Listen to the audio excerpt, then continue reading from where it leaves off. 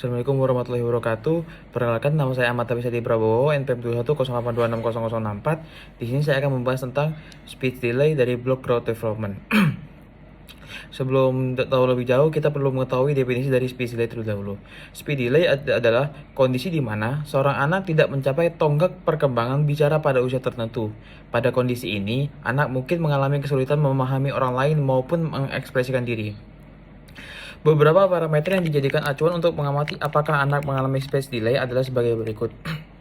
Yang pertama ada usia 2 tahun. Pada usia 2 tahun, mungkin anak ada ketidakmampuan mengucapkan setidaknya 25 kata atau tidak mampu menyebutkan nama-nama benda dengan benar.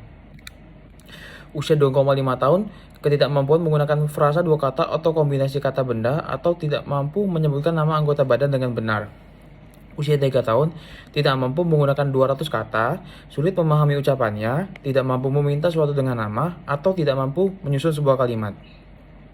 Lalu ada usia di atas 3 tahun, yaitu tidak dapat menirukan atau mengucapkan kata-kata yang sebelumnya sudah dipelajari, atau tidak mampu menyebutkan nama lengkapnya dengan benar. Lalu ada penyebab dari speech delay. Yang pertama ada kondisi medis di kandungan atau baru lahir, yaitu ada mungkin berat badan lahir rendah, kelahiran prematur, infeksi TORS atau dalam kandungan dapat memicu masalah pendengaran pada bayi dan menyebabkan speech delay. Lalu yang kedua ada tidak mendapatkan cukup oksigen saat lahir atau asfiksi, yaitu lalu ada masalah pendengaran.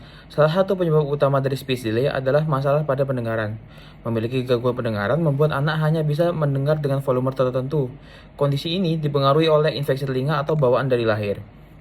Yang kedua ada gangguan fungsi oromotor dan struktur mulut.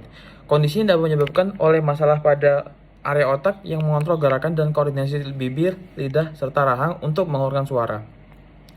Kondisi ini juga kerap berdampak pada cara makan anak. Selain itu, masalah struktur pada mulut, misalnya bibir sumbing, juga dapat menyebabkan gangguan pada gerakan lidah untuk memproduksi suara. Lalu ada kurangnya stimulasi bahasa. Lalu ada faktor risiko dari speech delay. Yang pertama ada genetik, bawaan dari keluarga. Lalu terlalu banyak screen time atau jadi anak-anak pada umur 22 tahun sampai 3 tahun tidak boleh, harus ada pengawasan orang tua untuk screen time atau menggunakan HP. Lalu ada juga paparan zat beracun, mungkin pada saat hamil ayahnya memiliki riwayat merokok. Lalu tidak ada motivasi yang tidak dapat ditiru. Lalu ada kurangnya kesempatan anak untuk bicara, ketidakmampuan anak untuk fokus, motivasi yang rendah untuk bicara. Lalu ada tanda dan gejalanya. Yang pertama, normalnya anak berusia 2 tahun sudah menguasai 50 kosakata dan menggabungkan 2 kata menjadi kalimat sederhana. Namun, terjadi pengecualian pada pengidap speech delay.